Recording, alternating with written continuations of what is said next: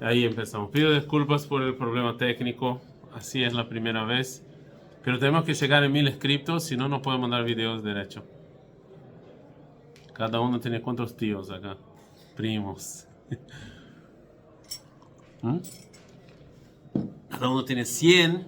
Ya estamos acá mitad de lo que necesito. Top. Mire, el libro que disculpe todo este tema ahí que lleva un tiempo. El libro que nosotros vamos a estudiar es este acá. Nosotros, esta yeshiva es una yeshiva sionista y la mayoría de las yeshivot sionistas de Israel vienen de la Torah de Rav Kook. Hoy voy a hacer una pequeña introducción, no sé si vamos a empezar a estudiar hoy, pero hoy voy a hacer una pequeña introducción. ¿Quién fue Rav Kook? Y qué este libro que nosotros vamos a estudiar, porque él no es muy conocido en Latinoamérica, ¿sí? Es muy poco conocido en Latinoamérica, casi nadie conoce. Y eso se pasa por un motivo principal que yo voy a decirlo quizás en la continuación. Pero creo, ¿cuántos de ustedes escucharon hablar de Rav Kook? ¿Cuántos de ustedes leyeron alguna cosa de Rav Kook? Y si leyeron, ¿cuántos de ustedes leyeron solo? O sea, agarraron el libro y abrieron, leyeron. Creo que ninguno que está sentado acá lo hizo, ¿no? ¿Y cuántos libros en español ustedes conocen de Rav Kook? Traducido. Español. Que yo sepa, Rav Kook tiene 2 libros. ¿En español? En español, bueno, te va a dar traducción. En hebreo hay mucho más que 2, pero en español. Okay. En español creo que hay 2 libros también, 2 o 3 en portugués. Y voy a hablar un poco por qué eso pasó, ¿está bien? Ahora, Rav Kook, él nació en 1886 en Europa, ¿sí? Y en algún momento él va a ser parte de la Aliyah Arishona, no, la Aliyah Shnia, y él es invitado para ser rabino en Yafo. Él va a ser rabino jefe de Yafo. Y bueno, y Rav Kook, él durante la Primera Guerra Mundial, él va a Europa. Él está en Europa para agarrar plata, ¿sí? Para su yeshiva, para las personas que están acá.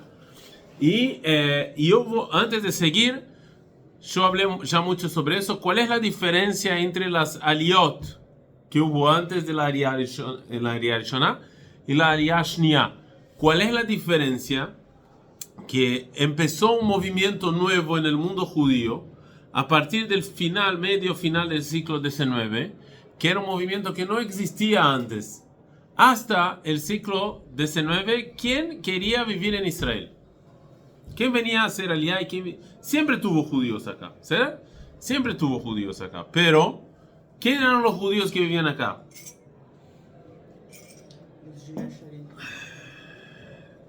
Especifica un poco más. Los judíos de Measharim. No existía Measharim en esta época, pero ¿ah? Ok, pero los que venían, ¿qué tipo de judíos venían para acá? Los judíos que venían para acá, ¿quién eran? ¿Cómo eran ellos? ¿O qué quieren hacer acá? ¿O qué hacían acá estos judíos? Más o menos, eran en general viejos, ricos, muy religiosos o muy pobres, que venían acá a estudiar Torah y morir. ¿Sí? Ellos vivieron su vida y ellos querían morir en la Tierra Santa. Entonces muchos de ellos venían acá, viejos o estudiando Koiler y todo eso. Esta es la regla. Obvio que hay excepciones, siempre hay excepciones, pero la regla es esa. Son personas viejas que quieren morir en Israel. ¿Sí? Esa es la regla. A partir de la mitad del siglo XIX, final del siglo XIX, empieza un movimiento nuevo en el pueblo judío, de venir acá gente joven que no tiene el objetivo de morir y sí el objetivo de construir. Y no religiosos. O sea, son 2 cosas nuevas. Primero, jóvenes que quieren construir, estoy hablando con movimiento. Y segundo, no religiosos. Eso es algo nuevo que no tuvo nunca en la historia los kibbutzim. Nunca hubo, pero no solo kibbutz, nunca hubo en la historia del pueblo judío. No hubo eso, ¿sí? Ahora, ¿por qué empezó? ¿Por qué los judíos empiezan a hacer eso? Bueno, hay discusión, pero Rav Kook va a dar una otra explicación sobre este movimiento. Pero a principio es también por culpa de muchos pogromim que tuvo en Europa. ¿Qué pasó en Europa? Ustedes saben que en Europa conocen Polonia, ¿no? Polonia, no, hubo muchos años que no existió Polonia. ¿Sí? No existió el país Polonia, no existió. El país Polonia existía hace muchos años. Ahí en algún momento del siglo XVIII, por muchos motivos, la Polonia se dividió en tres: el Imperio Austrohúngaro, el Imperio Ruso, ¿sí?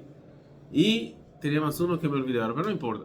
Y muchos judíos que vivían en Polonia ahora hicieron parte del Imperio Ruso, ¿sí?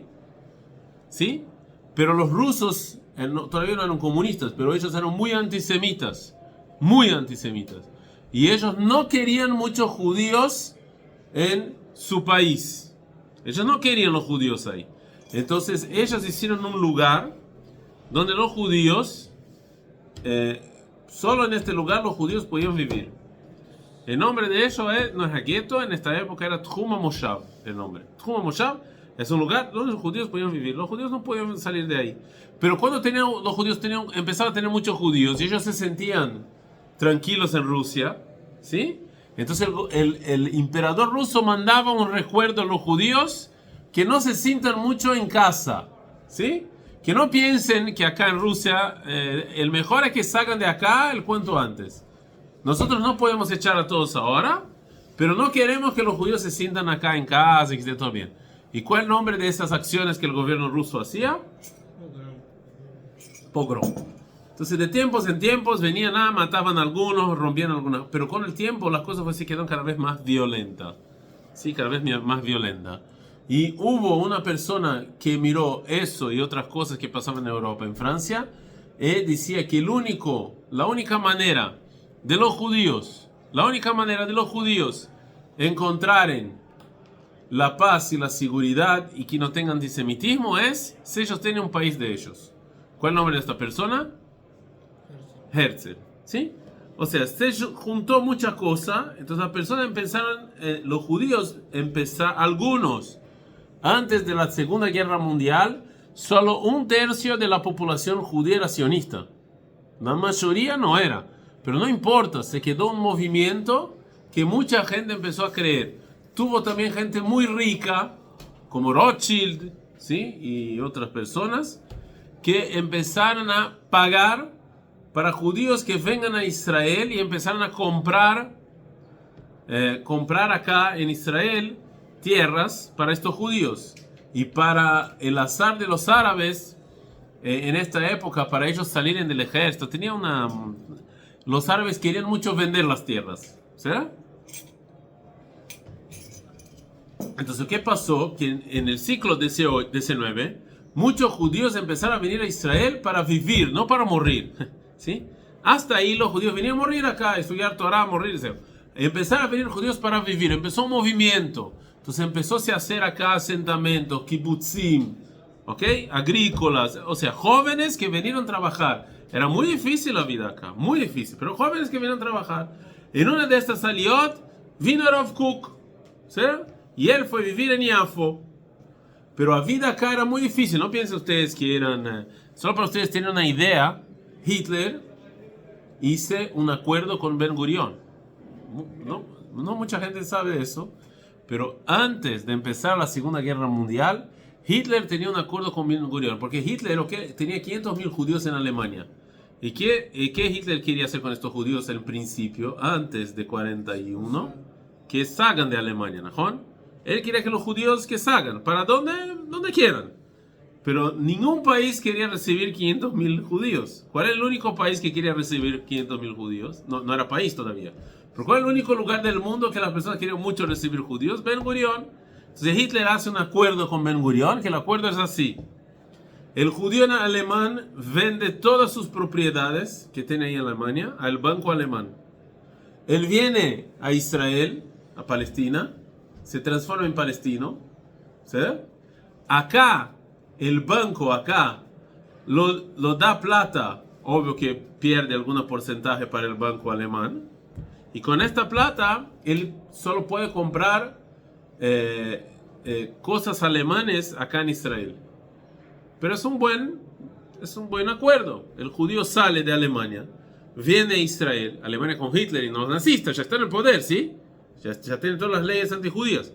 Él viene acá, recibe, no toda plata, pero parte de su plata, y sigue su vida acá muy lejos de Hitler. Parece bueno, ¿no? Muchos judíos lo hicieron. Muchos judíos lo hicieron. Y hay judíos que lo hacen, se quedan acá un tiempo y vuelven a Alemania. ¿Por qué? Porque ellos dicen, Najón, que hay antisemitismo en Alemania, pero es mejor do que la situación en Israel. La situación acá era tan difícil. Obvio que los judíos en esta época no sabían lo que iba a pasar. Sí, obvio. Ellos no sabían del fin. Nosotros sabemos del final de la historia, ellos no. Pero la situación acá era tan difícil, que hubo judíos que hicieron mejor a Hitler do que acá. De tan difícil que era. Entonces era difícil, no sé decir que no, pero aunque era difícil, empezó a venir gente. Y gente joven, no religiosa, que trabaja. También religiosos que trabajan. Uno de los más... Tiene el Shomer Adati, Bnei Akiva. O sea, no es solo... No, también hay, pero es joven que trabaja. ¿Sí?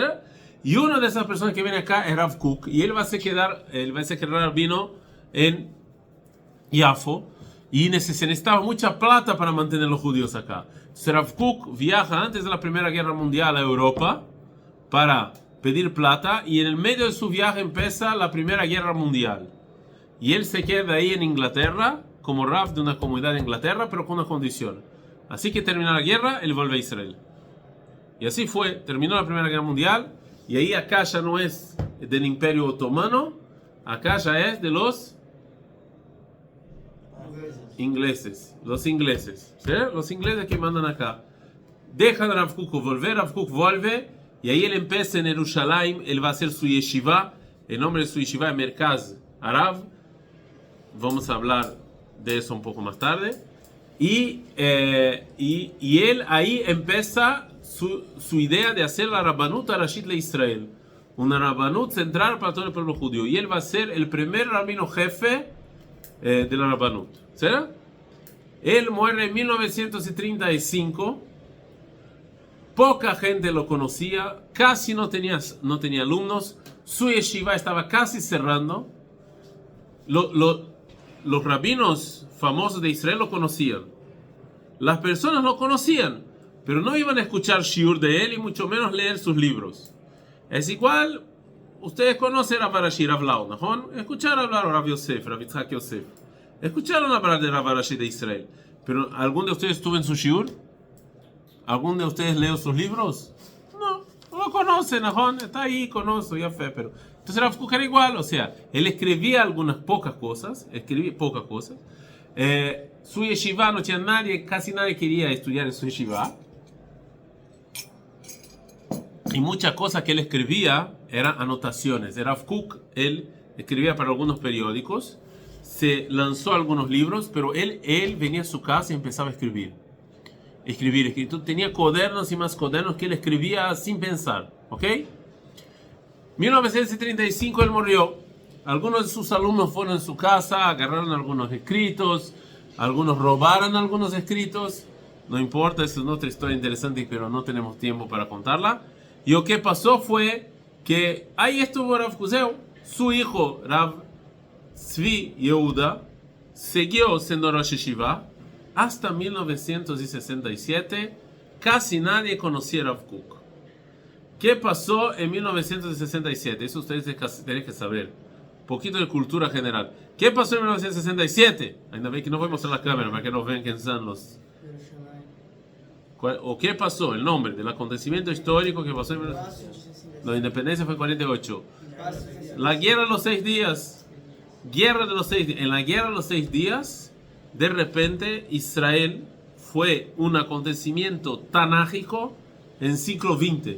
Israel de manera milagrosa gana de todos, se transforma en el ejército más poderoso de acá, y un país que muchos pensaban que era cuestión de tiempo hasta terminar, era cuestión de 5 o 10 años, no iba a tener más, se transforma en un país de verdad. Y ahí los religiosos empiezan a mirar quién fue la persona que dijo que eso iba a pasar. Rav Kook. Y a partir de 1967 hay un boom de Rav Kook. Empieza. Empieza, no es de un día al otro. Rav Kook y Eretz Israel y su hijo, y ahí su yeshiva se queda una yeshiva gigante, sus alumnos empiezan a abrir yeshivot, y empieza un movimiento que en los años 80, 90 y principalmente ahora va a se transformar en un movimiento gigante. Todas yeshivot sionistas, sus Roshei Yeshivot son todos alumnos de Rav Kook. Y ahí empiezan a escribir, a buscar sus escritos y sacar más y más libros con explicaciones. O sea, el Rav Kook cuando muere, sabían que él era Barashi, mucha gente lo conocía, pero nadie sabía de sus escritos, o poca gente sabía. Después sus hijos en los años 70, 80, hacer un boom, y hoy, hasta hoy en día hay cosas de Rav Kook que no salió. ¿Está bien? Y lo que Rav Kook tenía de especial, muchas cosas él tenía de especial, pero para eso vamos a estudiar, ¿no? Vamos a ver qué es. ¿Cuáles son sus libros principales? Uno de sus libros principales es este acá que yo estoy. El nombre es Orot. Este libro, su hijo, Orot es otra cosa. Rav Kook tuvo 3 alumnos principales. Su hijo, Rav Nazir y el Harlap. Son sus 3 alumnos principales. ¿Ok? ¿Sí? Su hijo escribió este libro cuando Rav Kook estaba vivo. Y Rav Kook vio este libro, pero eso es su hijo que compiló sus escritos en algunos temas. ¿Ok? ¿Sí? Y Rav Kook vio este libro, y muchos años, y después que él murió, sí hubo otras ediciones. ¿Sí? Pero este libro Rav Kook lo vio ahí en vida. Y si nosotros abrimos este libro, él es dividido en 1, 2, 3, 4 partes. 4 partes. La primera parte, el nombre es Orot. La segunda es Malacha Ideot Be Israel. La tercera es Aronim. Y la última es Orot Israel. ¿Ok? Es dividido en 4 partes este libro. Si yo quiero saber cuál es la filosofía de Rav Kook, o qué él piensa, cuáles son los 3 libros, él escribió mucho, pero los 3 libros principales, sin eso, no sé quién fue Rav Kook. Es Orot HaKodesh y las cartas. ¿Sí? Son los 3 principales. Ahora, ¿por qué las personas no estudian mucho estos libros? Por 2 motivos. Primero, por 3 motivos. Uno principalmente en Hutzares. Primer motivo, porque Rav Kook habla en hebreo muy difícil. Muy difícil de entender. Israelim no lo entienden. Hay un diccionario solo de Rav Kook. Ustedes también tienen que entender que cuando Rav Kook empieza a escribir, no existía lengua hebrea. Rav Kook, él vive junto con Eliezer Ben Yehuda. ¿Quién es Eliezer Ben Yehuda? Cultura general. Ben Yehuda no es donde ustedes toman cerveza jueves de noche. Eliezer Ben Yehuda es la persona que va a revivir la lengua hebrea, va a transformar la lengua hebrea de Tanaj para una lengua que se puede hablar. ¿Cuál es la lengua que Herzl quería que nosotros íbamos a hablar acá en Israel? Alemán. Sí, porque alemán, porque en la época de Herzl, ustedes tienen que entender que Alemania antes de Hitler era filosofía y cultura, era todo en alemán, es igual inglés hoy en día. En la lengua de la ciencia, de la filosofía, ¿sí? Entonces para Herzl Israel tenía que ser un país filosófico, un país inteligente, entonces acá tenía que hablar alemán. Eliezer Ben Yehuda dijo, no, tenemos que hablar hebreo. Y él va a transformar la lengua del Tanaj en algo que podemos usar. Y Rav Kook vivió junto con Ben Yehuda. Ellos se hablaban, eran amigos. Se consultaban palabras. ¿Sí? Hablaban juntos, eran amigos. Entonces, cuando Rav Kook va a escribir, su hebreo es muy difícil. Muy difícil. ¿Sí? Es un hebreo difícil de entender. En hebreo mismo, el hebreo, ¿qué está escrito? Según, Rav Kook usa muchos conceptos de la Kabbalah en los libros, que es muy difícil también de entender. Entonces, para alguien que está en Hutzaret, si no entiende hebreo, ya es difícil. Alguien que no tiene background en Torah, casi imposible. Hay conceptos acá que Rav Kook va a hablar, que son conceptos de Kabbalah, que él va a escribir como si cualquiera uno iba a entender. Pero son conceptos difíciles de entender. Muy difíciles de entender. Y tercer motivo es que él habla mucho del pueblo judío. Y cuando yo estoy en una comunidad en Buenos Aires, o en Uruguay, o en Brasil, no hay pueblo, es una comunidad. Entonces, hablar de pueblo y yo estoy ahí viviendo en el 11, habla del pueblo, el pueblo. ¿Qué eso cambia para mi vida? Si yo ahora tengo que saber cómo me quedar en silencio para que los goim no me... Entonces, hablar de pueblo para mí es algo que no estaba en el día a día de las personas, ¿sí? El día de las personas era kashrut, filín, shabbat.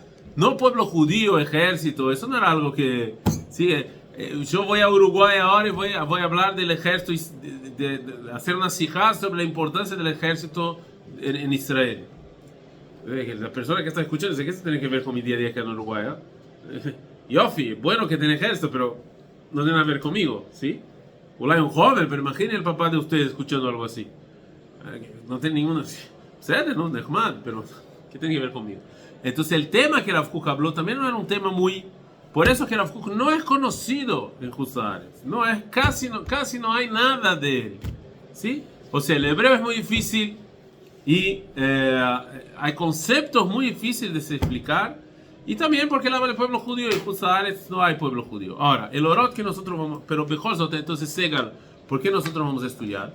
La verdad es que el mejor para ustedes que van a pasar 1 año, 6 meses, 20 años en la yeshiva, no era empezar con Rav Kook, ¿sí? El mejor era empezar estudiando Rambam, después Kuzari, después Maharal, ¿sí? Después Hasidut, ¿Vos crees que después, ya te voy a preguntar, después Rav Kook. Ese más o menos es la ideal. Ramjal, me olvidé, Ramjal. Pero como ustedes no van a estar mucho tiempo en la Yeshivat HaKotel, yo siento que no puede ser que van a estar en la Yeshivat y no van a estudiar nada de Rav Kook. Entonces, vamos a hacer, pero entendan que ese no es el ideal. El ideal no es empezar por Rav Kook, porque hay muchas cosas acá que vamos a tener que hablar de muchos libros antes de Rav Kook para entender, ¿será?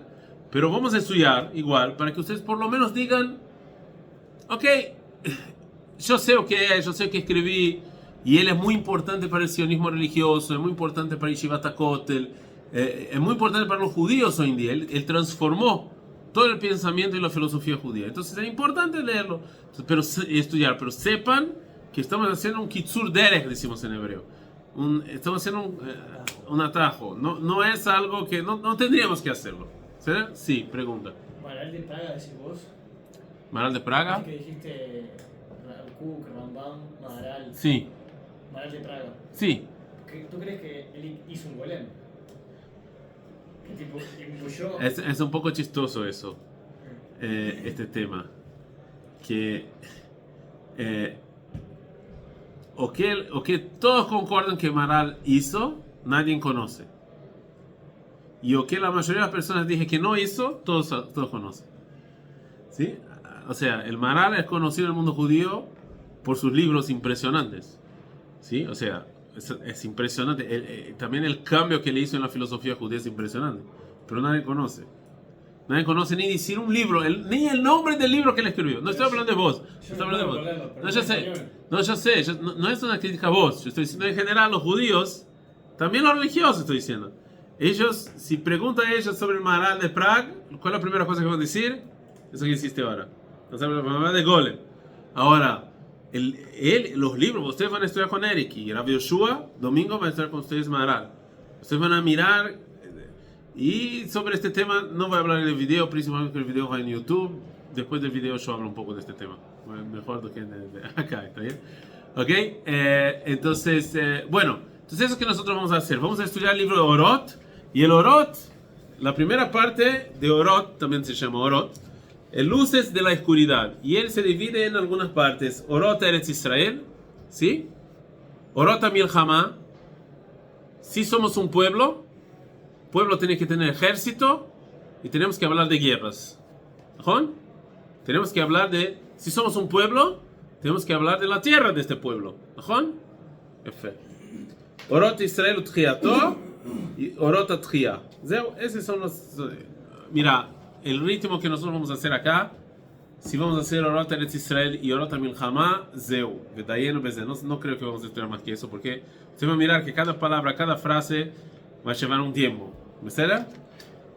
Bueno, entonces Bezrat Hashem a partir de domingo, ustedes tú tienen clases conmigo, tienen clases con Rabbi Yoshua, lunes, ahí van a recibir el Orot de Israel y vamos a empezar a estudiar. ¿Verdad? Ya fe, Adkan.